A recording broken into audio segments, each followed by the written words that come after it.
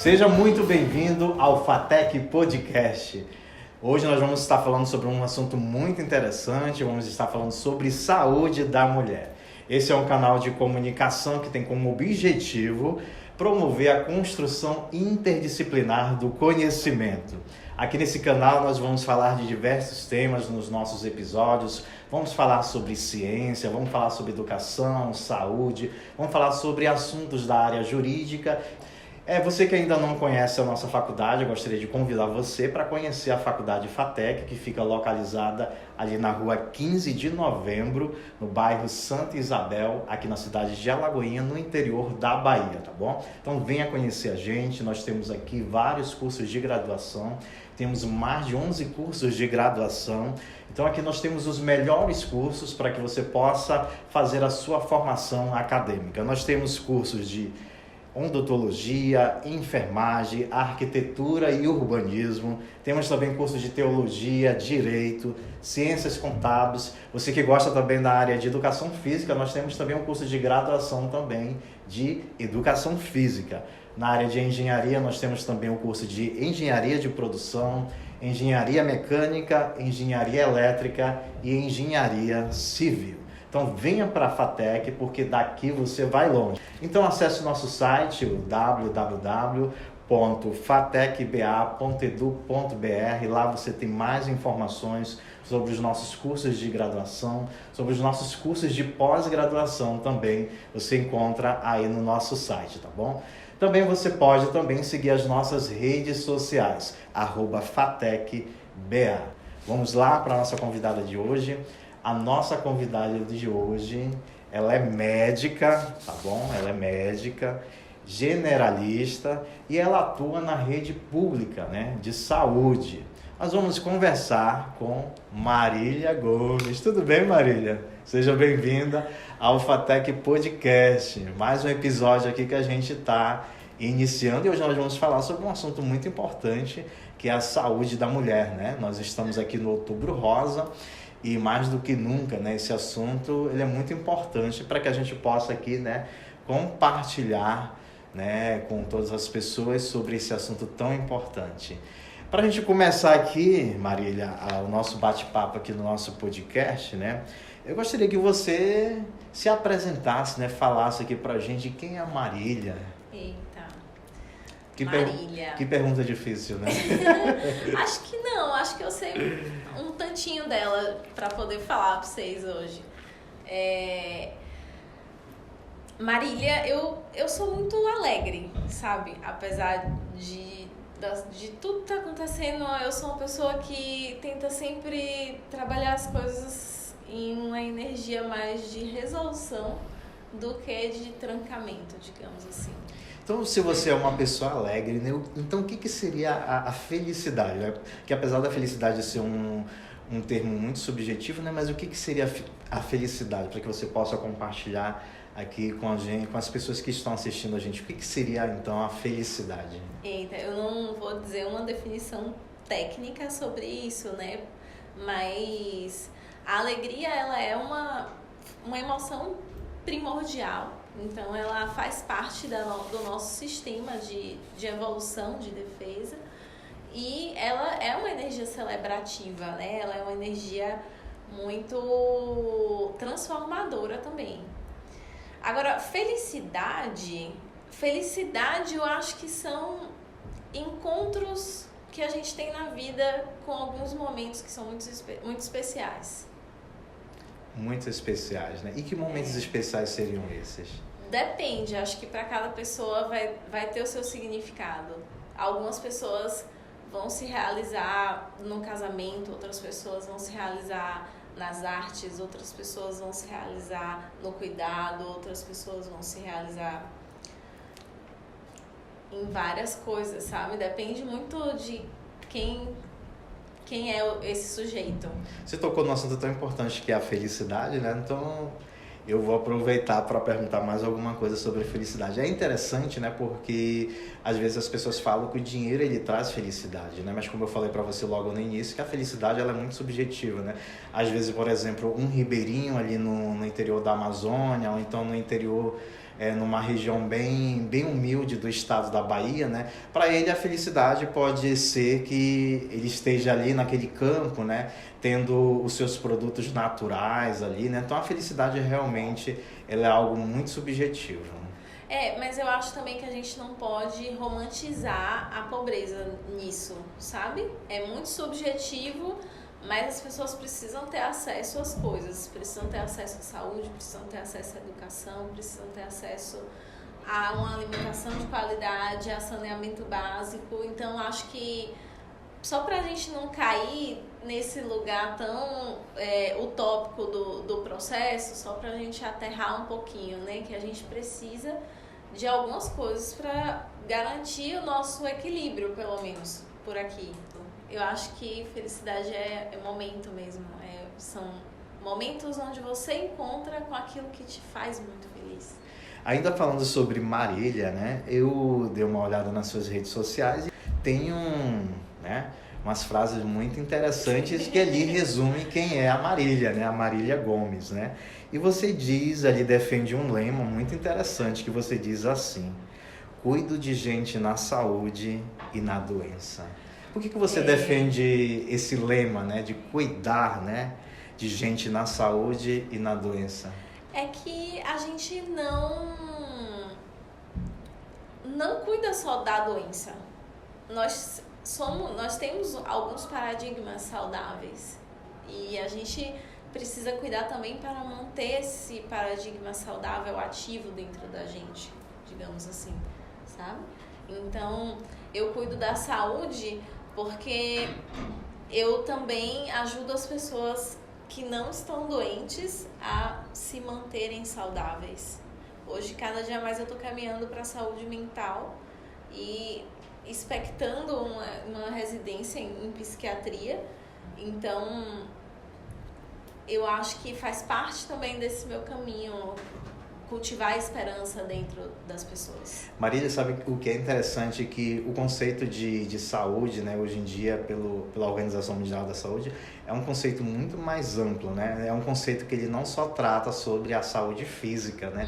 Mas a Organização Mundial da Saúde também, ela tem um novo conceito, um conceito mais amplo, né? Que trata também da questão também da psique. É isso? Tem isso, mas isso que você viu na minha bio, eu lembro que você está falando, a psique é um conceito junguiano mais, né? Assim, dentro das escolas das escolas da psicologia. E ela quer dizer tudo aquilo que compõe o mundo interno das pessoas.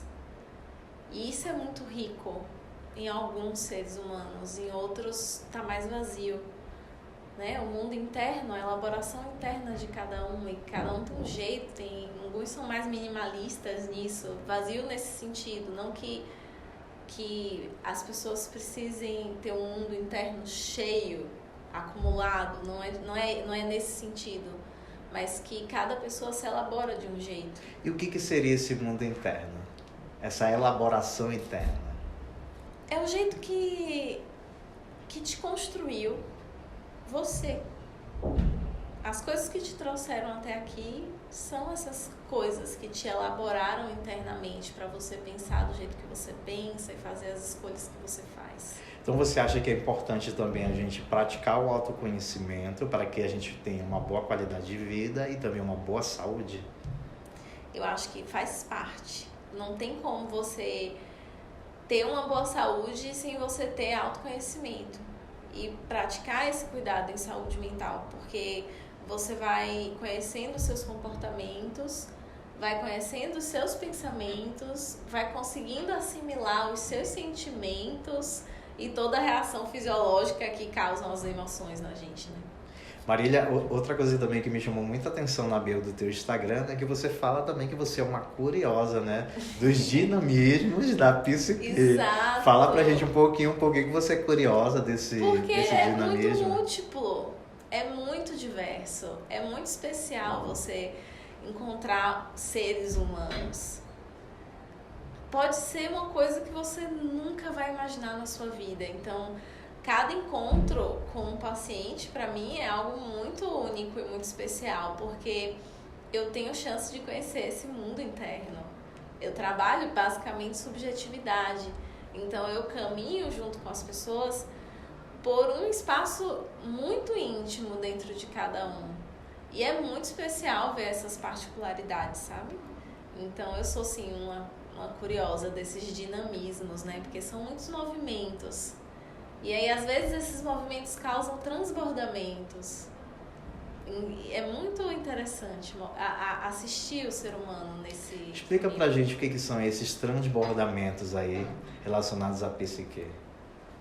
A gente poderia falar dos que a gente chama de transtornos mentais, né?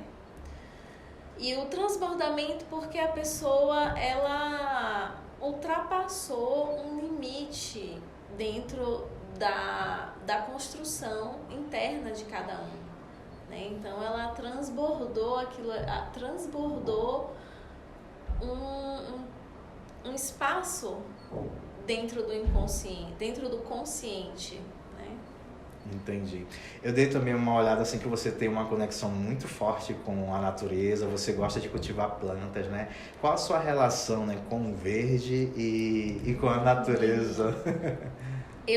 Então, aí acho que eu já vou puxar um pouquinho para essa conversa que a gente vai ter de saúde da mulher, porque eu comecei a ter uma relação mais íntima com a terra propriamente dita, no sentido de plantar coisas, de mexer na terra, de cultivar e de ver a natureza acontecer, né? Que é um processo, você põe a semente, aí a semente vai abrir, aí ela vai crescer, e aí tem um ciclo acontecendo ali.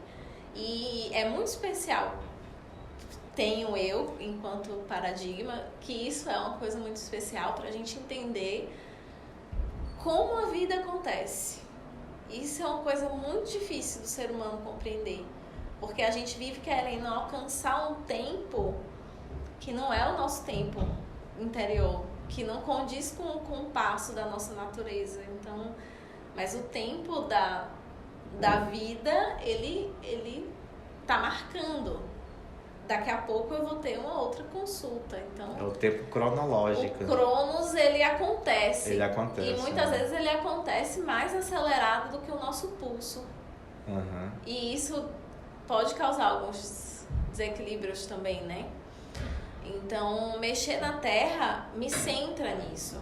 Me faz entender que existe um tempo para as coisas, né? E que as coisas, elas estão muito mais integradas e sincronizadas do que a gente consegue perceber na dinâmica do dia a dia mesmo. Então a gente consegue perceber que a Terra, ela nos ensina que há tempo para tudo, né? Tempo para tudo, exatamente.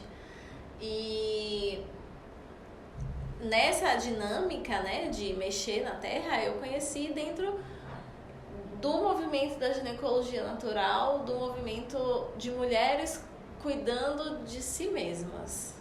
E é um dos movimentos mais especiais, assim, que eu já encontrei nessa minha jornada de médica, que cuida de gente, na saúde e na doença, né, como você falou, porque elas começaram a me ensinar a cuidar de um corpo saudável.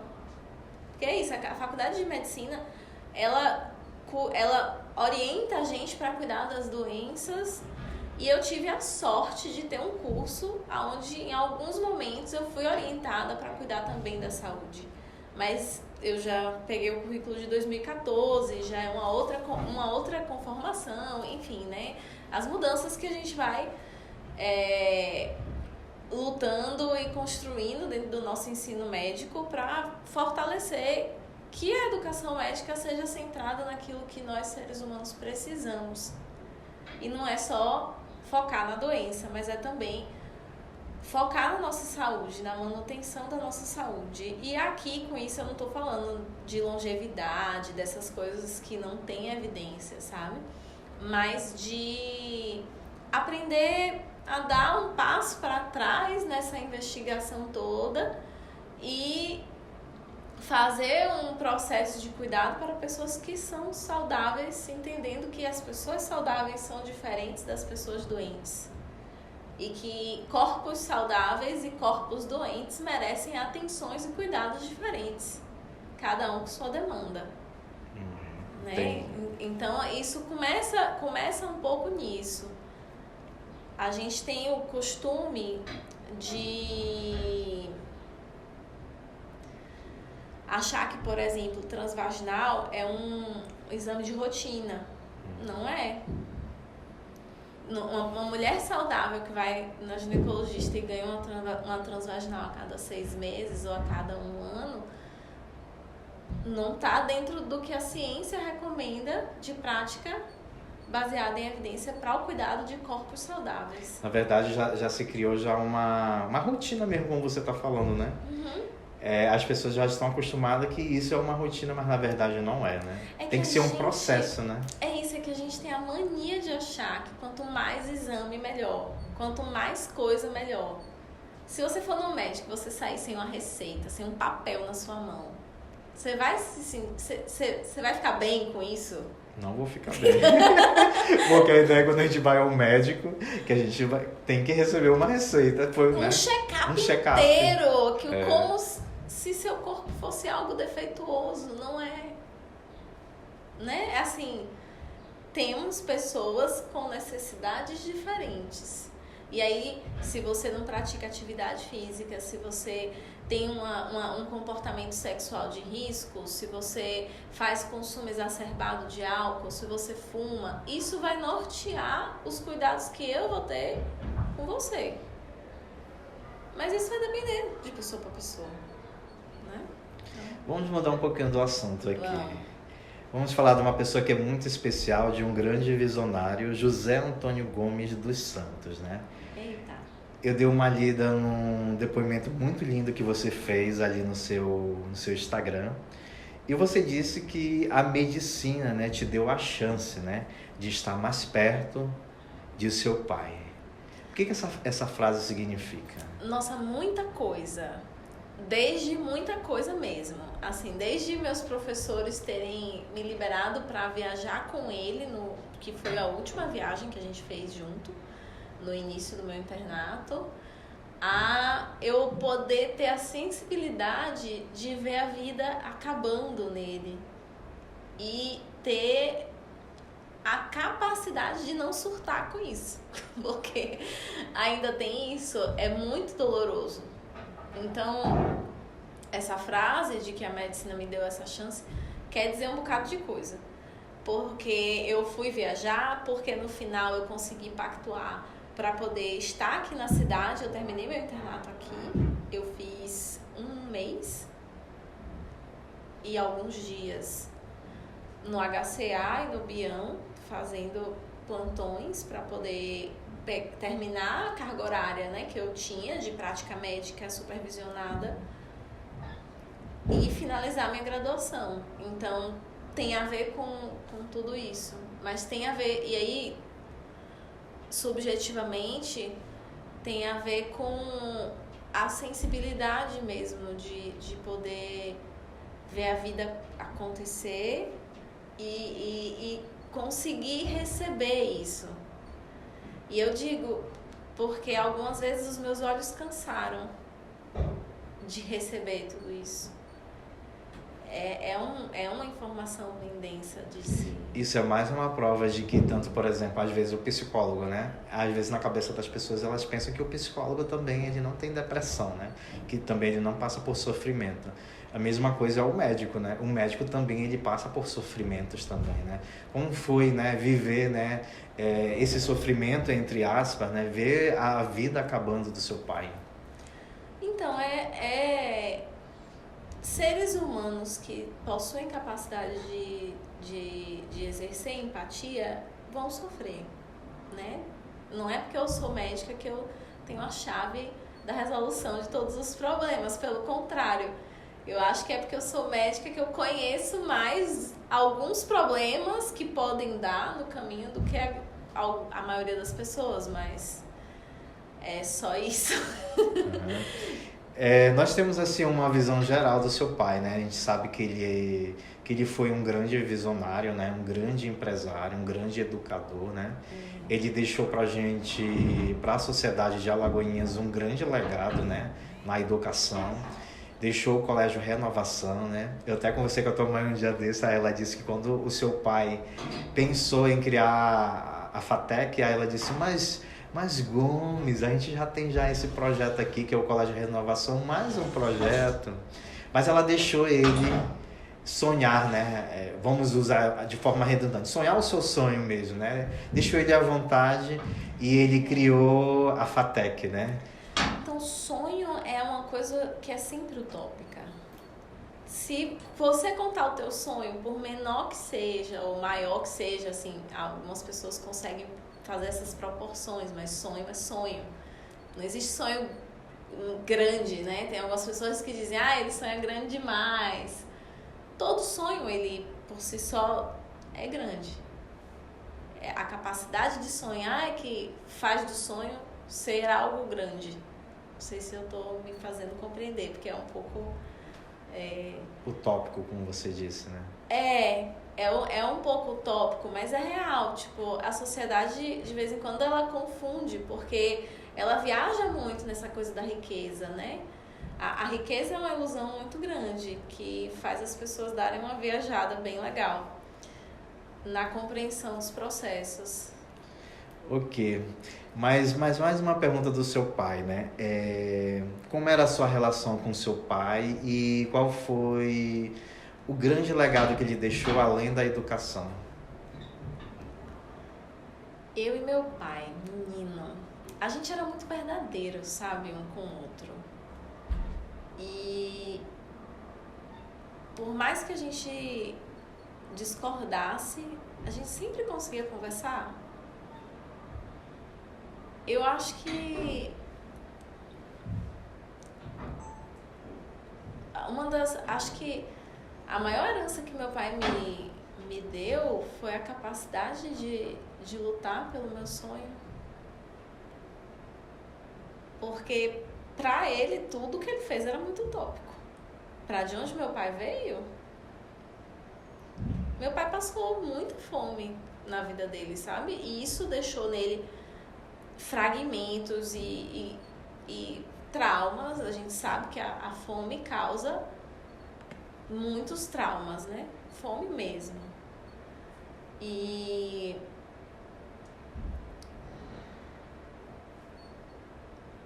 Mas isso também fez com que ele foi parte, né, da história dele no processo de elaboração de toda essa grande história que você está trazendo, né? Mas era muito grande, muito utópico e megalomaníaco até, se você for olhar, é coisa de maluco. Mas todo sonho é assim. Depende muito de se você tem coragem de pular nesse sonho. De fazer o que é necessário para esse sonho acontecer. Meu pai teve coragem. E o sonho dele era muito utópico. Mas ele foi lá e fez. Para todo mundo vai parecer uma loucura. Porque é. Ok, continuando aqui o nosso bate-papo aqui, vamos para o nosso assunto principal aqui. Foi muito bom a gente conhecer um pouquinho sobre quem é a Marília, pessoa, né? Um pouquinho sobre Marília médica, né? Generalista. E agora a gente vai conversar com você um pouquinho sobre a questão do câncer de mama, né? Nós estamos no mês, né, do Outubro Rosa, né? Uma campanha super importante, né, que trata sobre a prevenção, né, do câncer de mama. Eu estava até conversando com você porque quando a gente fala de câncer de mama, a gente só pensa às vezes em mulheres, né? Mas na verdade câncer de mama não é assunto só de mulher, é também assunto de homem, porque é uma doença também que acomete também o grupo de homens, né? Mas antes da gente entrar a fundo, né, em outras perguntas sobre o câncer de mama, eu gostaria que você explicasse pra gente por que trocar o termo autoexame por autocuidado. Houve alguma modificação com relação a esses termos? O que você poderia explicar pra gente? Isso é uma resenha antiga. Babado dos médicos. Essa área da saúde da mulher é a área que mais tem babado, sabe? É a área que mais tem polêmica de todas, é a ginecologia obstetrícia. E a gente é como se tivesse sempre em disputa por ter uma saúde melhor, mais qualificada, né? E essa eu acho que é uma das maiores polêmicas, essa questão do autoexame. A gente começou a perceber que o autoexame estava causando muita ansiedade nas pessoas. Então, ao invés da gente, na medida em que a gente prevenia uma coisa, a gente estava causando uma outra doença que tem um acometimento e uma perda significativa para a saúde, para a qualidade de vida diária do indivíduo. Então, se a pessoa que estava ali fazendo as palpações e achou uma glândula, às vezes, que ela identificou, porque não necessariamente...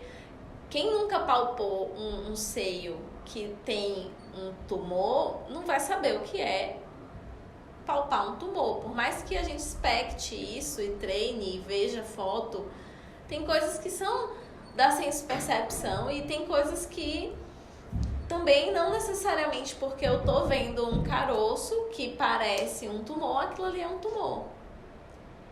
Então a gente viu que isso de fazer o autoexame estava causando um dano maior do que o benefício, digamos assim.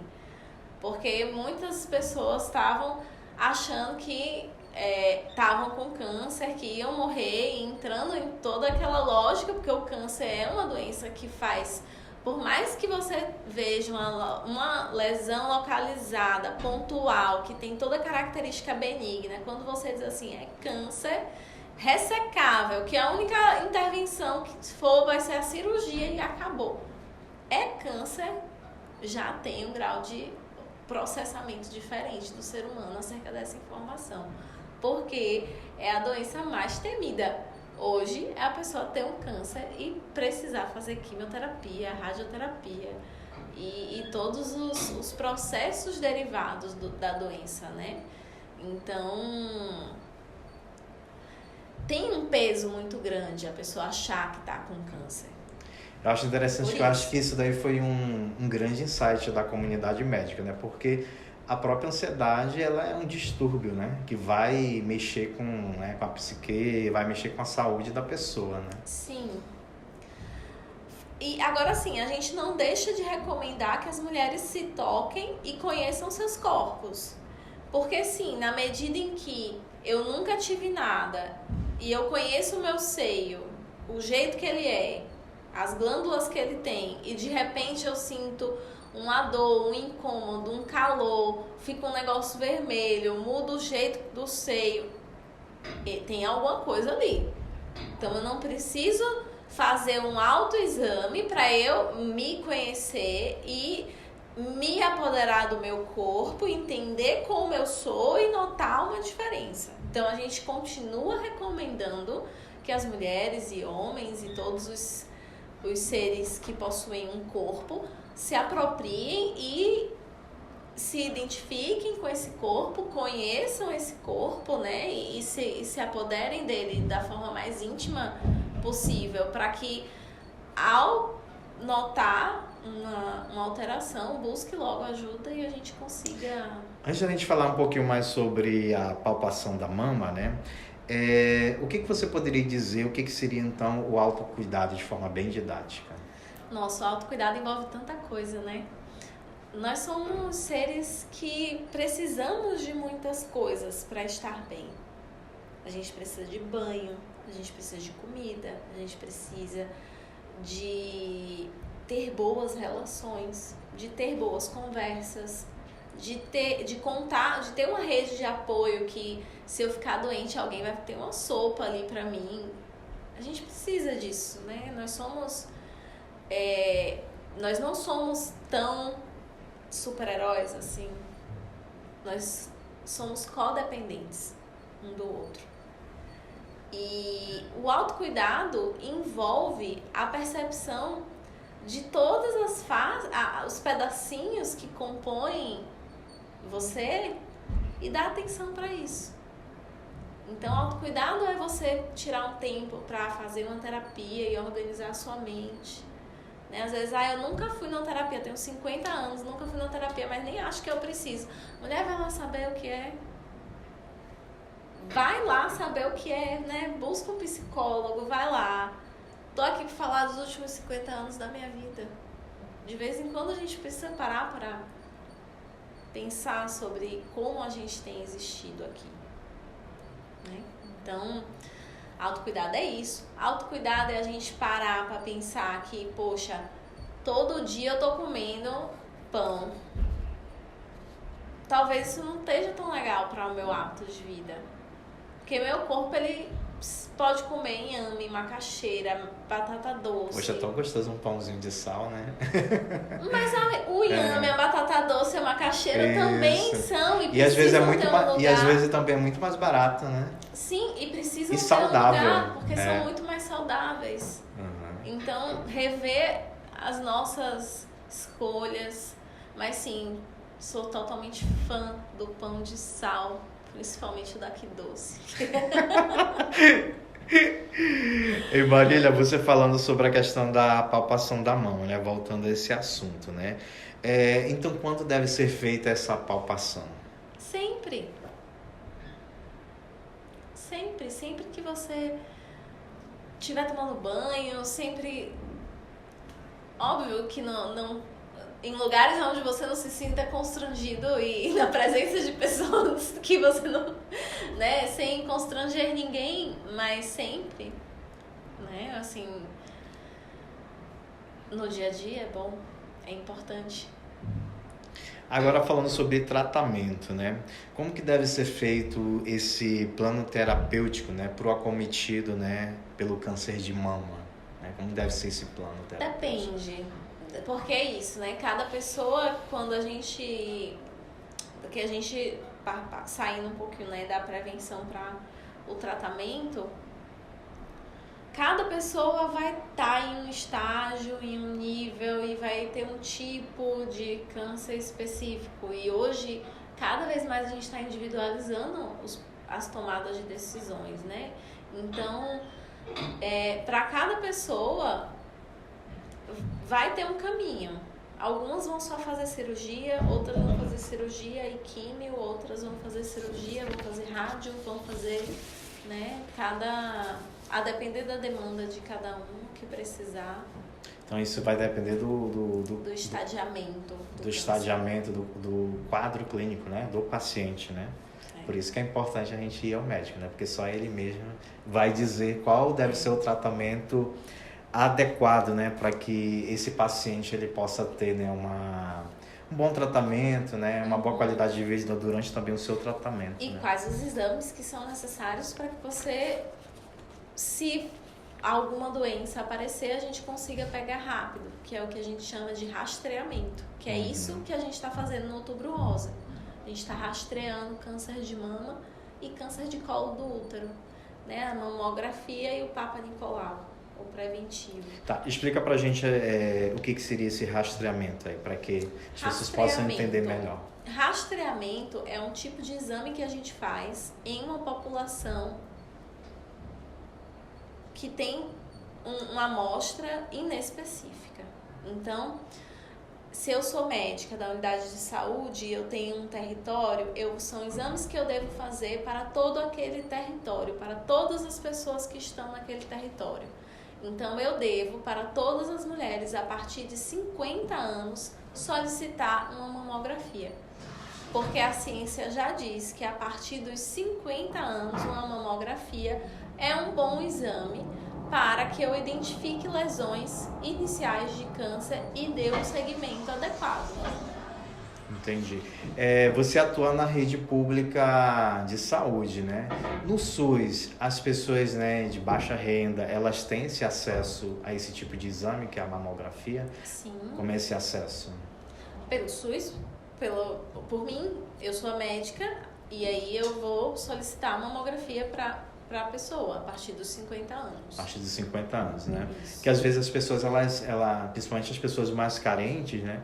Às vezes elas pensam que elas não têm acesso a esses tipos de exame, né? Tem então, acesso. por isso que é importante você ir ao médico, né? Aí você indo ao médico, a mulher ou o homem, lá eles vão ter a orientação correta, né? Isso. E até mesmo acabar com esses mitos, né? É isso? Exatamente, para a pessoa entender, porque, por exemplo, a partir dos 25 anos, a gente também tem indicação de fazer o preventivo, que é a coleta do colo de útero, né? Do câncer de colo de útero. Então a gente vai, faz a coleta, põe na lâmina, manda pro laboratório e ali a gente vai saber se tem ou não uma lesão indicativa de tumor e aí vai agir também inicialmente. Então, a partir dos 25, com 2 exames negativos, a cada 2 anos a gente também vai fazer o rastreamento de câncer. Essa idade de 25, ela serve tanto para os homens como para as Não, mulheres? Esse é um exame só para mulheres. Só para mulheres, né? Isso. Entendi. Na verdade, eu falei errado. Esse é um exame para pessoas que têm útero. Que tem útero, né? Todas as pessoas que têm útero, independente do seu gênero, se homem, se trans, se mulher, enfim, não binário, independente da sua identidade de gênero, todas as pessoas que têm útero devem fazer o preventivo. Entendi. Agora, outra pergunta muito interessante aqui, que a gente vive num mundo cada vez mais mergulhado no estresse, né? Porque as grandes cidades, ela tá em constante movimento, né? Então, a gente vê também que a alimentação também, ela é muito rápida. As pessoas, constantemente, elas estão se alimentando, né? De fast food, de alimentações com muito alimentações que não são saudáveis, né? Por exemplo, sucos, né? Que não são naturais, né? Muito industrializado. Isso, muito né? industrializado. E a gente vê que com isso também as pessoas, devido a esse estresse, elas também acabam também tendo na sua saúde, na sua vida, uma sobrecarga de toxinas no corpo, né? Todas essas mazelas aí, elas contribuem para que as pessoas também possam desenvolver algum tipo de câncer?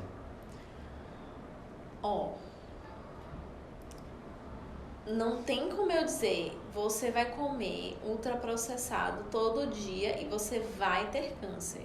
E nem como eu dizer, você vai comer todo dia e você não vai. A chance de você ter é muito maior do que a de você não ter, certamente. É a única correlação que eu consigo fazer hoje, é muito mais relacionada a isso. Agora, de uma maneira geral, os ultraprocessados, os industrializados não são alimentos considerados saudáveis, são alimentos que estão relacionados ao aparecimento do câncer, mas que a gente não tem como dizer, porque tem outros fatores pessoais que também falam nesse caminho da pessoa que vai ter um câncer. Então não é só a alimentação, né? É multifatorial. Então isso quer dizer que nós devemos ter uma atitude saudável. O que seria essa atitude saudável? Eita, nossa senhora, essa é a coisa mais difícil que tem, né? É a gente ter uma atitude saudável. É a gente praticar bons hábitos, cultivar bons hábitos. Então, eu preciso começar a escolher melhor a minha alimentação. Porque escolher melhor a minha alimentação é um bom hábito para cultivar. Eu preciso abandonar o cigarro. Porque abandonar o cigarro é um bom hábito para cultivar. Então, atitudes saudáveis, isso são coisas que reduzem, sim, a chance de câncer, mas que não são determinantes. Tem pessoas que nunca fumaram que podem ter, sim, um câncer de pulmão. Óbvio que dentro da amostra dos fumantes e dos não fumantes, os fumantes têm muito mais predisposição e existe um câncer que está relacionado, sim, ao tabagismo. Uma coisa não anula a outra. Mas existe um outro câncer que não está relacionado ao tabagismo e que também vai acometer algumas pessoas. Ou então, por exemplo, eu fumo e Marília convive comigo, mas a Marília, ao consumir aquela fumaça do meu fumo, ela também pode desenvolver um câncer, né? Ela pode desenvolver dificuldades respiratórias, ela tem mais chance de ter um câncer, mas não necessariamente por causa disso ela vai ter um câncer. É que são coisas diferentes quando a gente está falando de evidência científica. Só fazendo um link lá com o tratamento. Durante o tratamento, quais são as recomendações do tipo de alimentação que o paciente deve ter durante aquele período lá do tratamento? É muito relativo também, porque vai depender de pessoa para pessoa. Mas de uma maneira geral, alimentação saudável. A gente precisa desembalar mais, sabe? E desembalar menos e descascar mais. Parar de estar abrindo pacote o tempo inteiro e comer mais fruta, mais vegetal, mais verdura. Isso aqui é bom pra gente. Ok. É muito assunto, né? Pra gente conversar, né? Eu adoro, senão eu fico conversando. Se a gente for aqui colocar o roteiro todo em prática, a gente vai embora aqui, o assunto vai, e a gente vai conversar. É gostoso falar de saúde, né? Porque é importante, né? Porque se a gente não tiver saúde, a gente não tem aí uma vida mais longa, né? Mas eu gostaria que você deixasse aqui pra gente aqui uma palavra, né? Uma reflexão, né? Por que a gente deve cuidar da nossa saúde, né? Por que a gente deve valorizar essa atitude saudável? Existir é muito especial. A gente tem a chance de ter a experiência nesse corpo. E a gente tem a chance de sentir o vento. A gente tem a chance de tomar o café e saber o sabor do café. A gente tem a chance de sentir um cheiro gostoso de um chocolate quente. A gente tem a chance de experimentar a vida. Então a gente precisa cuidar desse corpo que nos dá essa chance. Senão fica tudo muito rápido e descuidado, e desorganizado e bagunçado por dentro. É como a Bíblia diz que nosso corpo é templo do Espírito Santo, né? Isso é verdade, né? Somos templo de uma força de vida muito potente, né? Que nos faz estar em busca de nós mesmos. Marília, foi muito bom conversar com você e com certeza a gente vai ter outros assuntos aqui para conversar no FATEC Podcast, né? A gente agradece aí a sua participação nesse episódio, né? Porque com certeza vai trazer muita informação, né? Importante para a nossa comunidade acadêmica, né? Sobre a questão da prevenção do câncer de mama, né? Sobre a questão do autocuidado, da atitude positiva e saudável que a gente deve ter com a nossa saúde, tá bom? Muito obrigado pela sua visita aqui no nosso podcast, né? Pela sua entrevista e que Deus te abençoe. Muito obrigada, eu amei a iniciativa do podcast, achei muito legal, me chamem, eu amo falar sobre, dar minha opinião nas coisas. Ok, um abraço. Obrigadão. Tá bom.